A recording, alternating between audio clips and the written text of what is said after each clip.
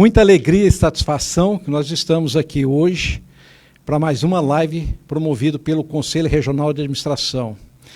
E hoje nós temos uma participação especial dos acadêmicos, professores, diretores, coordenadores da nossa querida FASUG, né? Estamos aí transmitindo também essa live para a 21ª semana multidisciplinar da FASUG. Então, o nosso abraço carinhoso, especial para a professora Matilde José de Oliveira, coordenadora geral da FASUG, ao nosso querido amigo professor Jefferson Carvalho Mateus, a todos vocês acadêmicos de administração, nosso carinhoso abraço. Queremos agradecer também a Deus por essa grande oportunidade de estarmos aqui em mais uma live, promovido pelo Conselho Regional de Administração, aos nossos conselheiros e diretores que fazem o nosso querido Conselho Regional, aos nossos colaboradores, a todos os administradores, administradoras, empresários, estudantes que estão conosco mais esta oportunidade. Nós queremos também agradecer especialmente ao deputado estadual Virmontes Cruvinel, que atendeu de pronto ao convite para participar dessa live aqui no CRA e também falar aí para os participantes da 20ª semana multidisciplinar da FASUG, que iniciou ontem, né, e prossegue até amanhã, né, 5 de junho. Né? Então, a todos vocês, o nosso carinhoso agradecimento. Quero também já, de pronto, convidar a todos para estarem conosco nos próximos dias 13 de junho, onde estaremos recebendo aqui o professor administrador, professor Cárbio Varqued, que vai estar debatendo, discutindo o tema mercado digital e suas vantagens. Também estará conosco aqui no dia 20 de junho, né, o nosso querido administrador e economista Eduardo Alcântara, né, ele que é consultor, que debaterá o tema Preparando o Empreendedor para o Novo Mundo. Então, todos vocês são nossos convidados nos dias 13 de junho e no dia 20 de junho, às 17 horas, nos sábados, que acontecerão as próximas lives do CRA. E o nosso convidado especial já está aqui conosco, né? É o deputado Virmontes Cruvinel.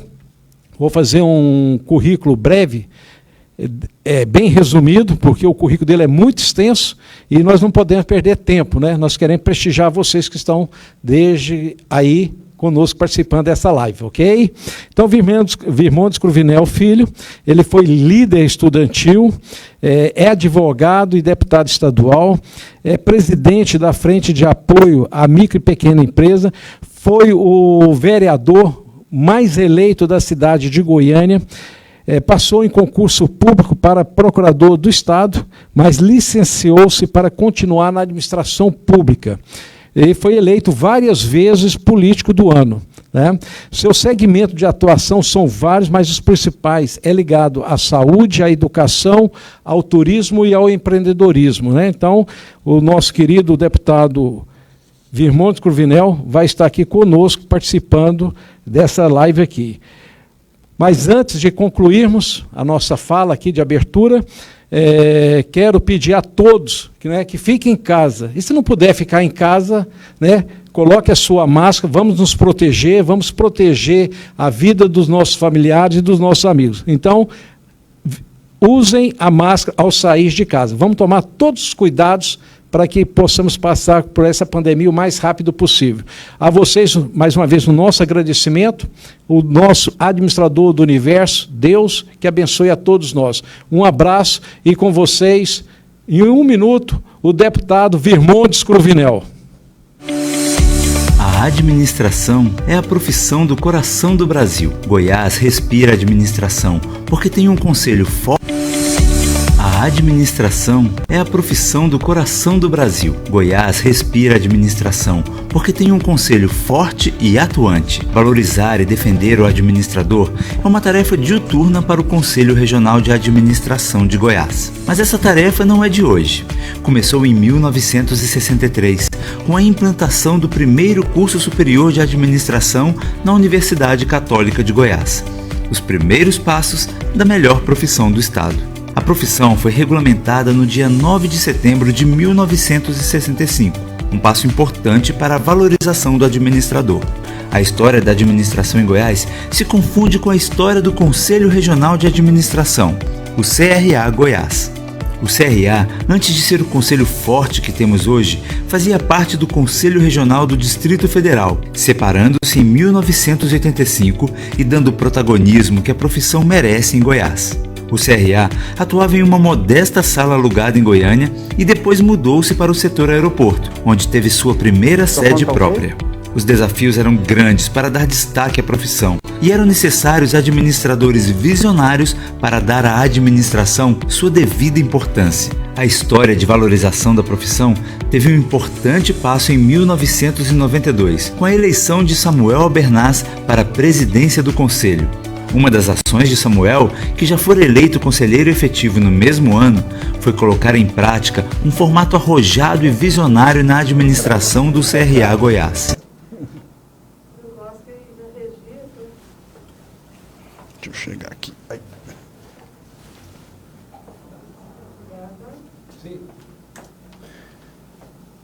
Boa noite a todos, é um prazer compartilhar desse momento também aqui online, né, que nós estamos aí para dialogar com vocês aí, alunos, acadêmicos, futuros profissionais da administração, também aí professores, todos os administradores e administradoras do estado de Goiás. Fico muito feliz e honrado aqui por esse convite, eu tenho muito respeito pelo trabalho e a credibilidade que o CRA, na pessoa do Samuel Albernaz e também nosso querido amigo e presidente, né, e também de toda a diretoria, faz aí nesse objetivo de levar informação, conhecimento, conteúdo para todas as pessoas. E também a essa parceria com a FASUG, é uma semana também de debates, de conhecimento, e mesmo nesse momento online, nós temos acompanhado que aqui em Goiás, o Brasil e o mundo está conectado. E até disso é a pauta aqui desse nosso breve debate, para deixar registrado a vocês que sempre a gente dialoga com o meio acadêmico e buscando sugestões a respeito do tema. E também temos aí observado a importância de tratar com vocês de matérias ligadas à questão do empreendedorismo. Então, na Assembleia eu presido a Frente Parlamentar do Empreendedorismo e temos aí dialogado com diversos segmentos organizados e também da sociedade civil, buscando avançar em pautas que ajudem o empreendedor, que diminuam a burocracia, que garantam aí oportunidades de linhas de crédito para as pessoas, né? E com isso aí incentivando. E vejo como essencial esse momento também dos administradores e administradoras estarem cientes e preparados para isso. Bom, mas o nosso bate-papo aqui hoje vem falar um pouco a respeito da questão do cenário que estamos vivendo, do Covid, né, no mundo, e também perspectivas ligadas ao aspecto da justiça, ligado à questão de respeito, de solidariedade e também do cenário pós-pandemia. Então eu acredito que é esse o compromisso inicial e eu começo falando para vocês aqui a respeito desse momento que estamos vivendo. Hoje, antes da pandemia, nós presenciávamos aí um debate a respeito das redes sociais, falando justamente que as redes sociais, esse incentivo e avanço que teve ao longo dos tempos, utilizando aí Facebook, Instagram, WhatsApp, bem pouco tempo atrás, para aqueles que não são tão velhos, lembram aí do Orkut, né? Mas essas ferramentas de interação social passaram a ser aí talvez um momento de mais proximidade entre as pessoas. E com isso havia uma crítica muito grande ao potencial das redes sociais, mas também ao distanciamento do presencial. E esse equilíbrio é sempre um debate aí acadêmico, um debate que se faz com a área de humanas também, que envolve aí a psicologia. Muitas pessoas falavam que aproximava de alguns através da rede, da internet, mas distanciava do presencial. Então, às vezes, a pessoa ficando muito tempo ali dentro do telefone, dentro de casa, naquele cenário antes do Covid, né? E falava que isso distanciava. E nós passamos aí por um novo momento. Então, esse é o aspecto inicial, falando que distanciava. Mas teve o Covid e com tudo isso nós passamos a ter uma nova perspectiva a respeito dessa questão do cenário das redes sociais. Passamos a ter uma nova perspectiva do que é presencial e o que não é. E cada vez mais testemunhando que as pessoas aí, na grande maioria, seguindo a ciência, seguindo as autoridades mundiais, a Organização Mundial de Saúde, recomendado esse isolamento, a quarentena. e uma perspectiva muito preocupante, porque se pegarmos dados, por exemplo, do próprio nosso país, Brasil, é ainda muito grande o cenário, né? São mais aí de 500 mil pessoas, meio milhão de pessoas infectadas e 30 mil mortes, mais de 30 mil mortes só no Brasil. Então é um cenário que merece sim uma reavaliação, mas as pessoas nesse primeiro momento, em grande parte, têm seguido isso. Há uma necessidade também por parte do poder público de equilibrar esse cenário também da economia com a saúde. Nós vamos falar um pouco sobre isso mais ao longo do nosso bate-papo, até porque eu tenho certeza que muitos administradores e administradoras aqui, futuros que estarão na linha de frente, estarão tanto na esfera privada, ajudando a fazer a gestão de empresas, de grupos econômicos, mas também estarão na administração pública, porque nós precisamos também de bons gestores na administração pública. E esse desafio surgiu com o cenário aí das redes sociais. Nós passamos a uma nova perspectiva de avaliar que a pessoa passou a ter mais tempo de ficar dentro de casa.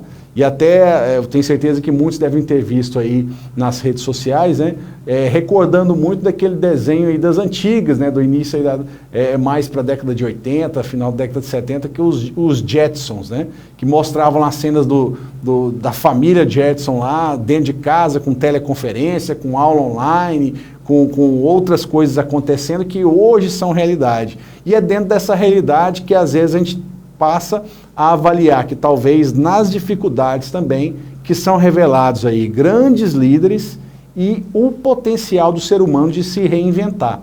E é nesse cenário que a gente dá sequência agora, falando especificamente aqui para vocês agora na tela aqui sobre o Covid, né? Peço a gentileza aí da equipe de apoio. Da sequência lá.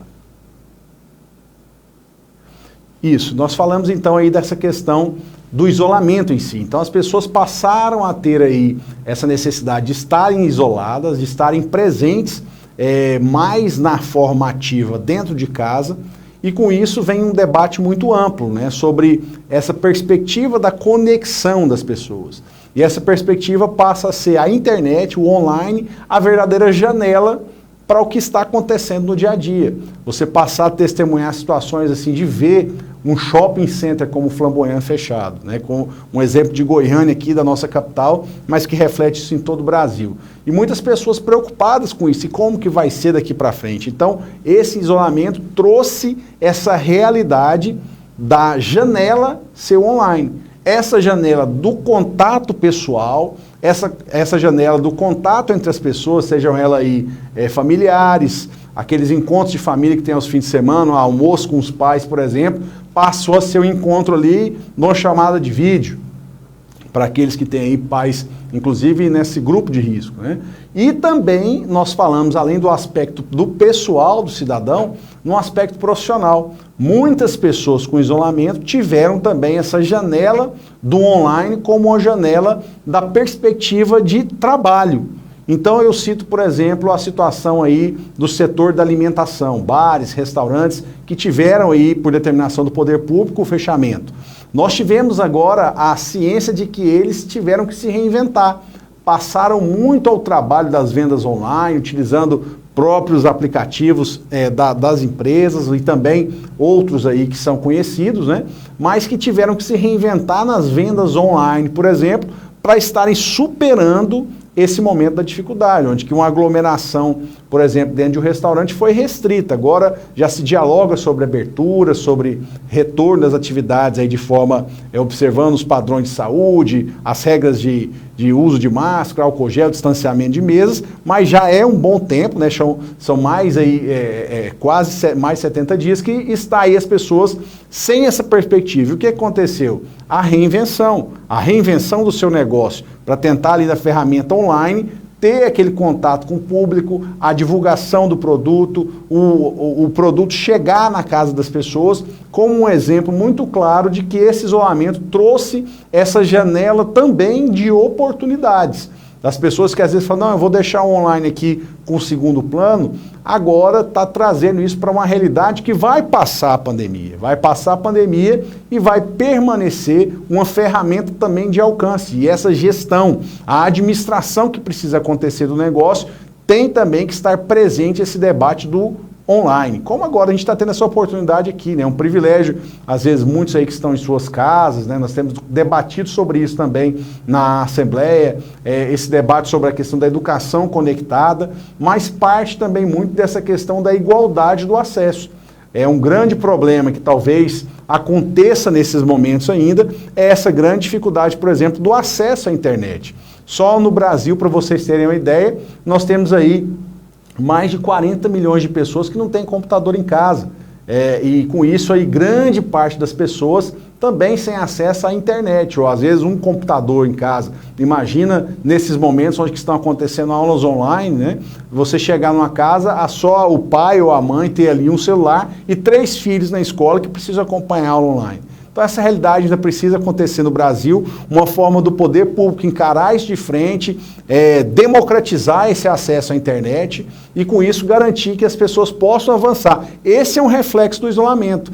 Esse é um reflexo do isolamento que diz respeito, inclusive, a essa questão de solidariedade, garantia de igualdade de oportunidades, que são princípios, inclusive, que estão na Constituição Federal. Então esse ponto aí destaca que aqui nós estamos falando do isolamento, mas que trouxe uma necessidade de se reinventar as pessoas no seu campo profissional e também no seu contato pessoal, sejam com os familiares e com os amigos, né? E nós sabemos que, infelizmente, às vezes não está acontecendo aí um happy hour, um encontro dos amigos, mas está sim acontecendo reuniões em grupo, o próprio WhatsApp mesmo, uma ferramenta de comunicação que já garantiu essa chamada de vídeo, começou a fazer chamada de vídeo com 4 pessoas e hoje já pode fazer com 8 pessoas. Você vê que o Messenger lá do Facebook já permite que você faça reuniões, além dos outros aplicativos, como o Meet, o Zoom, que garante esse espaço mais democratizado. Uma coisa bem clara disso é que também nós temos observado que o poder público está presente nessas discussões e acompanhando essa necessidade. Amanhã mesmo eu faço uma audiência pública que vai debater a questão da cultura, o momento do setor cultural nesse período da pandemia, e vai ser uma audiência pública online, onde que vai estar garantindo aí um projeto que foi apresentado, ouvir as sugestões das pessoas e poder melhorar o texto do projeto através de sugestões online. Então, para a gente ver também que a democracia, talvez chamada de democracia 2.0, né, aproxima sim das pessoas, que é um grande princípio, mas que agora não só no contato presencial, mas também no online. Dando sequência aqui ao nosso bate-papo, nós vamos falar um pouco sobre essa questão realmente, né, o poder público diante dessa realidade, aí falando especificamente sobre o poder judiciário, mas citando também essa realidade dos outros poderes. Só lembrando um pouco, a gente está falando aqui de 3 poderes, né? E já Montesquieu, na história, já falava disso, né? Essa necessidade da tripartição dos poderes, das funções de poder, onde que o executivo, o legislativo e o judiciário surgiram para tirar aquela ideia do poder absoluto do monarca, né? Absolutista, lá do século XVIII, antes da Revolução Francesa, que justamente pregou esses princípios, da necessidade aí de garantir que esse poder não esteja na mão de um só. Esse poder deve ser dividido justamente para que possa ser fiscalizado um pelo outro, que possa ter um avanço de pautas, uma vez que se tem harmonia entre os poderes, né? E que nós percebemos que diante desse cenário do online, os próprios poderes tiveram que se reinventar. E a gente passa um pouquinho a falar sobre isso agora nesse momento. O momento onde que as 3 funções de poder tiveram que se adequar também ao cenário online. E a prestação do serviço à comunidade, às pessoas, também deve acontecer. Trazendo um pouco para a esfera do legislativo, que é a esfera que eu convivo no dia a dia, nós passamos a ter, por exemplo, sessões remotas, né, onde que vários projetos, ajudas para a estruturação dos hospitais regionais, de campanha, que foram instalados agora em regiões do estado, né, recursos para esses hospitais, equipamentos para esses hospitais, por exemplo, passam a ser votados e a necessidade de acontecer essa votação, mas que diante do isolamento, as sessões passaram a ser remotas. Da mesma forma também com executivos. O executivo que já tem aqui, especificamente no estado de Goiás, o sistema eletrônico de tramitação de processos, passa a se observar ainda mais uma fluidez disso, né? O SEI, que é o sistema utilizado pelo Estado, você acompanha processos aí, a tramitação saiu de um órgão, saiu do outro, não tem aquele negócio mais de levar ofício, despachar ofício, carimbar um ofício, garantindo isso que até no momento do isolamento a burocracia possa ser diminuída, e é uma grande cobrança aí de quem trabalha e fala da gestão pública, né? Garantindo que essas ferramentas como do sistema aí de virtual possa garantir a resposta das pessoas, a entrega daquela prestação. Então o Executivo tem adotado isso e já dando reflexos aí de avanço perante esse momento. E também o Poder Judiciário, que é aqui o grande foco do nosso debate. O Poder Judiciário também passou a realizar as suas audiências, as suas sessões, né, encontros aí das câmaras civil, criminal e do Pleno Tribunal de Justiça também por sessões remotas, e com isso garantindo a prestação do serviço às pessoas, garantindo que seja assegurado às pessoas aí a garantia do seu direito. Vemos aí instituições como a Defensoria Pública do Estado, que garante o acesso à justiça gratuito às pessoas que precisam, nesse momento também acompanhando aí esse momento, fazendo atendimentos online, fazendo audiências online para aquelas pessoas que não têm a condição financeira de acompanhar, também garantindo essa prestação continuada de serviço aí à comunidade. O que a gente observa nesse contexto? Observa justamente que as 3 funções de poder pregadas por Montesquieu também passaram a estar conectadas no online para dar resposta à comunidade, que é essa a grande cobrança de todas as pessoas. Dando sequência aqui à nossa pauta, nós vamos falar um pouco sobre essa questão do isolamento social e respeito, né? Ao falarmos aí de isolamento social e respeito, nós estamos falando um pouco desse momento que estamos vivendo. Esse momento onde que as pessoas passaram a ter essa preocupação consigo mesmo, né? Eu falo, é o autocuidado, essa necessidade do uso da máscara, o máximo de pessoas que puderam e podem, né, ficar em suas casas e puderam fazer esse trabalho da preservação da quarentena. Eu digo isso, o autocuidado que envolve ao si, e a pessoa em si, mas também a própria família. Mas também aquela questão da preocupação, e isso envolve isolamento social e respeito próprio, né? A pessoa está preocupada em ter aquela atenção à saúde, mas nós passamos também a resgatar aquele princípio do cuidado ao próximo, cuidar daquele que está aí no envolvimento, né? Então a gente observa isso nos ambientes coletivos, como por exemplo a questão dos condomínios, né? Uma restrição, por exemplo, do uso do elevador. Nós percebemos isso também na questão da convivência social nas cidades, essa necessidade do isolamento acontecendo, né? A abertura dos serviços essenciais no primeiro momento, como o caso da área da alimentação, as farmácias e drogarias, e percebendo que o respeito ainda maior a algumas pessoas aí que são consideradas às vezes invisíveis, né? Invisíveis por parte da sociedade, mas hoje com a extrema função de relevância, como as pessoas que fazem a limpeza das ruas, aqueles que estão aí na condução do transporte coletivo, porque o mundo, apesar da necessidade do isolamento, em muitos casos não pôde parar. E o que nós acompanhamos é que ainda permaneceu essa necessidade do presencial para muita gente. E há necessidade de, ao falar em respeito ao próximo aqui, falar isso, que cabe muito ao reflexo aí da preocupação com o social, a gente tentar fazer a nossa parte. É o uso de máscaras, é a conscientização dessa questão do álcool gel, de lavar as mãos, né? De evitar ao máximo essa questão da aglomeração, e por parte também do cidadão estar atento a isso, mas também por parte do poder público. A gente observa, por exemplo, que em algumas situações aí o poder público tem sido omisso. Eu falo poder público na esfera da União, Estados e Municípios, né? O governo federal, o governo estadual e o governo municipal. Por parte do governo federal, a gente vê uma preocupação muito grande, porque constância de mudança do Ministério da Saúde, isso em si já causou uma aflição muito grande para todo o país. E observado também é o que está acontecendo nesse trabalho de prevenção aí com relação à saúde em outros países, né? A gente tem visto o Brasil ainda um pouco batendo cabeça, e essa necessidade de falar a respeito disso. E no aspecto aí do âmbito do Estado, do município, talvez uma necessidade maior desse diálogo. Aglomerações acontecendo no transporte coletivo, muitas empresas do transporte coletivo diminuíram a frota nesse momento, né? O que dificulta ainda mais para as pessoas que têm que trabalhar, setores da sociedade civil organizada através da indústria, do comércio, que continuaram, e o poder público tem que fiscalizar o transporte coletivo, por exemplo, para dar essa garantia da quantidade de ônibus necessária, de chegar na hora certa, né, de evitar a superlotação. Eu digo isso também como uma necessidade do respeito coletivo.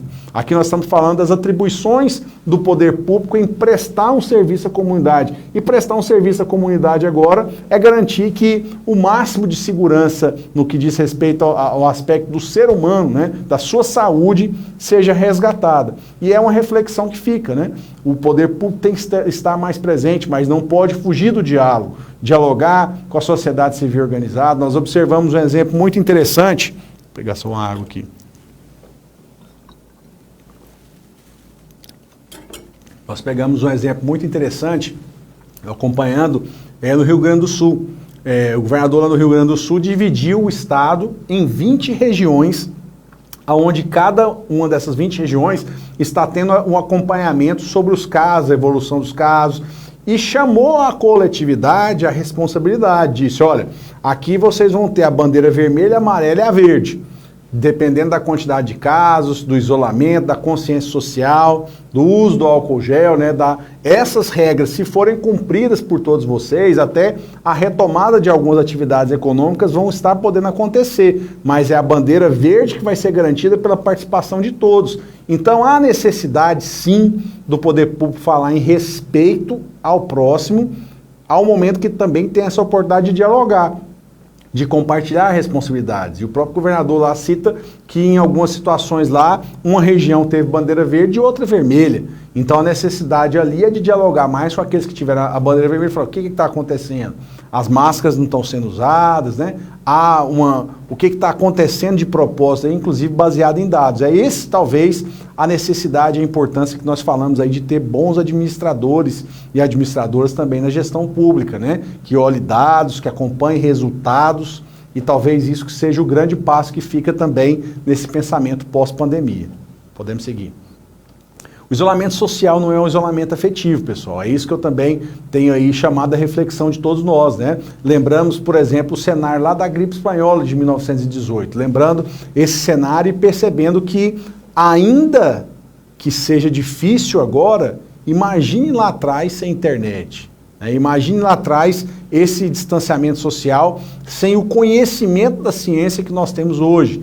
Então nós temos que perceber que também é um momento que nós temos sim, se formos comparar com agora, um grande passo de possibilidades. Um grande passo, primeiro, se tirar de todo o mal o bem, talvez é o momento que nós temos ficado também um pouco mais com a nossa família, né, com os nossos familiares. Eu digo por mim mesmo, há tanta correria do dia a dia, pelo menos agora eu tenho um tempo lá de estar vendo o acompanhamento das aulas online do filho, né? Muitos ainda não têm essa oportunidade, mas aqueles que têm, eu digo que tem sido um privilégio nesse momento de pandemia. Mas também nós temos a oportunidade de estar mais próximos deles, né? Mais próximo, talvez, de ter aquele tempo durante o dia de uma vida corrida que você sai do expediente do trabalho, chega, hoje você no home office ganha tempo, né? Você ganha tempo do deslocamento, você ganha tempo para ter uma produtividade maior nas suas reuniões, e com isso talvez ter mais resultados, inclusive no âmbito do trabalho, e ganha tempo também para ter um momento a mais, né? De que esse diálogo possa acontecer por vídeos, por pequenas reuniões, entre amigos, entre familiares, e que você ainda permanece próximo. Então a afetividade acontece, e mesmo, isso aí eu digo, ouvindo aí vários psicólogos, né, analistas aí do comportamento humano, que é uma forma também de interação muito interessante aí para esse aspecto do isolamento ser deixado um pouco de lado. Por isso que eu falo que há necessidade, sim, de nós termos aí esses momentos de família, de chamada de vídeo com amigos, de chamada de vídeo entre os colegas de sala, entre os colegas de trabalho, né? Para que também a gente possa estar aí tendo esse talvez aí o calor humano online, né? Que, como tem sido colocado por algumas pessoas. E eu resgato aquela necessidade de falarmos aí sobre o poder público, a necessidade de falar sobre o poder público, de estar atento a esse momento, né, ao momento da dificuldade econômica, da dificuldade do isolamento social, e pensar no agora e pensar também no pós-pandemia. Então essa preocupação deve existir e eu digo que o poder público, os representantes aí do Executivo, do Legislativo e do Judiciário devem deixar a ferramenta do diálogo ser forte nesse momento, continuar conversando com os representantes, fazer tratativas, observar as regras de saúde, mas pensar qual o protocolo a ser feito para iniciar aí a retomada de algumas atividades que nesse momento não são aí prejudiciais. Qual o protocolo a ser adotado em realidades diferentes aí de outras cidades que às vezes o índice não é tão grande como uma cidade específica. Isso deve acontecer. Então a ferramenta do diálogo é importantíssima nesse momento para quem está no papel de representatividade. Para dar sequência aí, nós precisamos, né, pessoal? Essa é a mensagem que talvez eu deixo aí como principal propósito desse momento. Nós precisamos um dos outros.